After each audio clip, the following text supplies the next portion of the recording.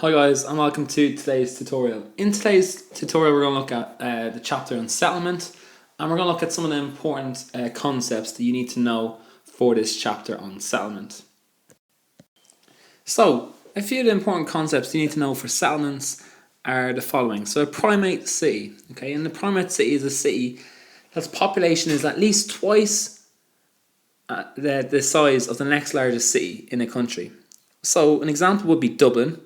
And Dublin is a primate city because it's at least twice as big as the next biggest city, which is Cork, and it's actually 5 times bigger than Cork.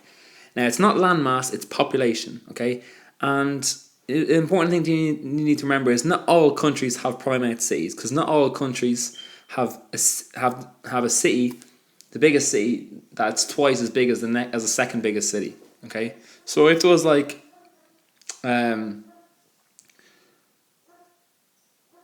if there was 1 million in one city and the next biggest city had 800,000 people in it, then that would not be a primate city. Okay, it's only when the second city is at least twice smaller than the biggest city. The next important concept is the topography, and this is the study of the land. Okay, so this is the study of the land, whether it's mountainous or it's got steep slopes or flat slopes, or the land is flat. So topography is the study of the land. Polder is the next one, and a polder is an area of land that's reclaimed from the sea. An example of a country that has quite a lot of polders is the Netherlands, okay, so Holland, and particularly around the city of Amsterdam. They have a lot of area, they have a lot of polders, and that's because the population of Amsterdam is quite heavily populated. It's got a high population density. They needed more space, so they actually reclaimed land from the sea. And the reclaimed land is called a polder. Conurbanation is the next important concept that I think you need to know, and this is when you get a collection of cities that are starting to spread out and are actually growing into each other to form one massive city. That's conurbanation. We've then got overspill towns, and these are towns that are planned by the government to house migrants. Okay, as the cities are becoming overcrowded, they need people for people to live. Okay, so what they do is they build overspill towns. An example of this would be a new town that we have in Adamstown, or another example would be of Tala. It's an overspill town where it's actually planned by the government to house people, because the city is becoming too crowded. The next one is multifunctional settlements. And multifunctional settlements are settlements that have more than one function. Okay, an example of this would be a city. It's important that you know what GDA is. So GDA for settlements is the Greater Dublin Area, and this includes all of County Dublin, and it stretches across the commuter belts in Louth, Meath, Kildare and Wicklow. So when we talk about the Greater Dublin Area, it also is talking about the commuter belts in Louth, Meath, Kildare, Wicklow and all of Dublin. The Celtic Tiger is next, and this was a period of rapid economic growth in Ireland from around the early 1990s to approximately around 2008, okay, until we hit a huge recession.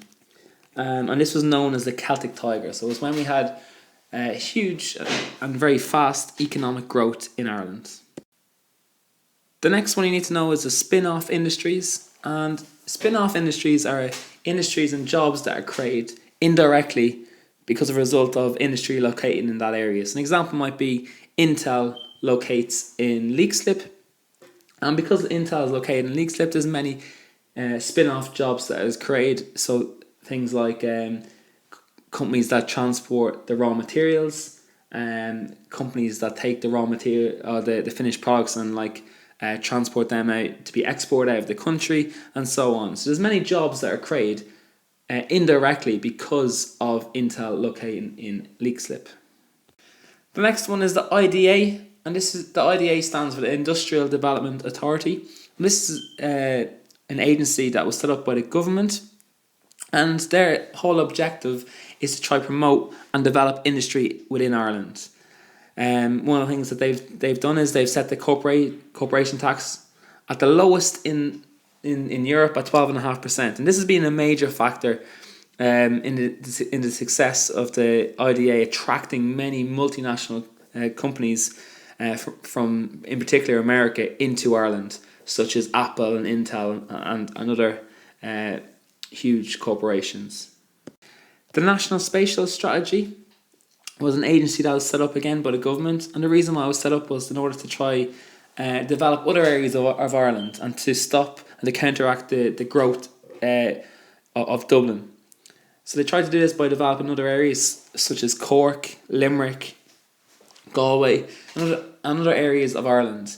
And this is to stop and try to make like other areas like a focus and make that area like developed. Because what you don't really want is to have a primate city in your country, because then that just creates too much pressure and strain on all the services and resources within that primate city. So in Ireland, we will get too much strain and too much reliance on extracting of our resources in Dublin if we don't try to develop other areas. So that's one thing that the government has tried to do, is set up this national spatial strategy in order to try and develop other areas of Ireland.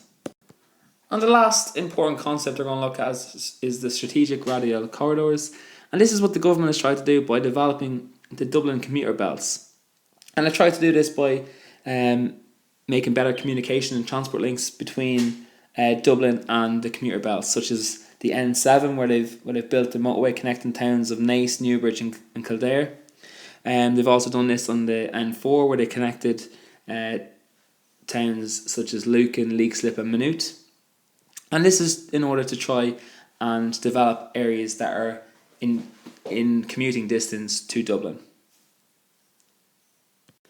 So that's it for today's tutorial on the important concepts that you need to know for your junior certificate geography on settlement. If you enjoyed the video or if you learned something from it, can you please leave me some feedback on the YouTube. You can also get more of our videos on our website, examrevision.ie, and you can follow us on Twitter and Instagram at examrevision for all latest news and tips.